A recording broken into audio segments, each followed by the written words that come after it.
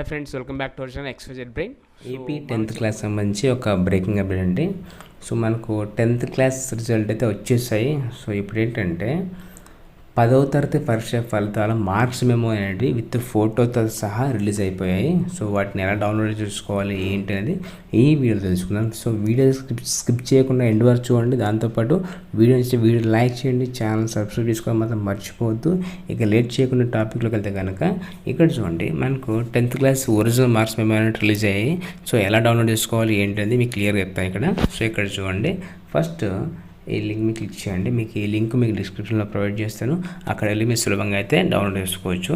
ఇక్కడ చూడండి, మనకు క్లియర్గా ఇచ్చారు లింక్. మీకు బిఎస్ సైట్లో ఉంటుంది, అది కూడా చూపిస్తాను మీకు.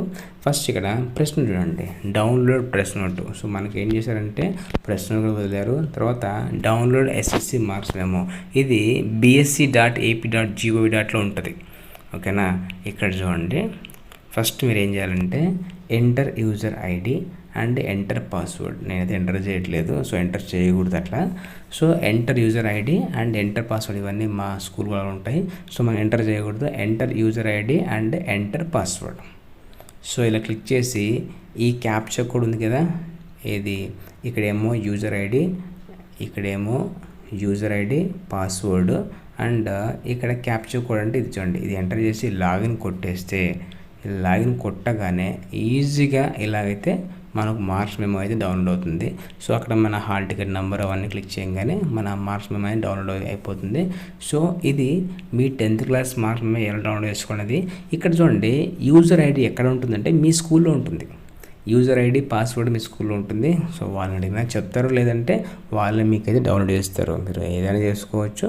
సో మీరు ఒక్కసారి వెళ్ళి మీ స్కూల్ క్లర్క్ కానీ ప్రిన్సిపల్ కానీ అడిగి మీ మార్క్స్ మెమోని మీరైతే డౌన్లోడ్ చేసుకునే విధంగా చూసుకోవచ్చు. ఎందుకంటే మీరు దాన్ని ఫర్దర్గా సబ్మిట్ చేయాల్సి ఉంటుంది కాబట్టి మీరు ముందుగానే డౌన్లోడ్ చేసుకొని పెట్టుకోండి. మీకు చాలా అంటే చాలా యూజ్ అవుతుంది. సో అలాగే మీ ప్రిన్సిపల్ అడిగి ఆ యూజర్ కోడ్ ఒకవేళ వాళ్ళే డౌన్లోడ్ చేసినా కూడా నో ప్రాబ్లం మీకు. ఓకే, నేను చెప్తున్నా ఎలా డౌన్లోడ్ చేసుకోవాలి. సో ఇదండి వీడియో. మీకు ఇలాంటి మరిన్ని అప్డేట్స్ కోసం మనం ఛానల్ సబ్స్క్రైబ్ చేసుకోండి అండ్ కింద బెల్ ఐకాన్ ఫర్ నోటిఫికేషన్.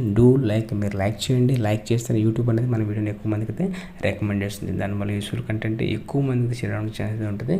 ఇలాంటి మరిన్ని అప్డేట్స్ కోసం మన ఛానల్ని సబ్స్క్రైబ్ చేసుకోవడం మాత్రం మర్చిపోవద్దు. And thanks for watching. Thank you so much.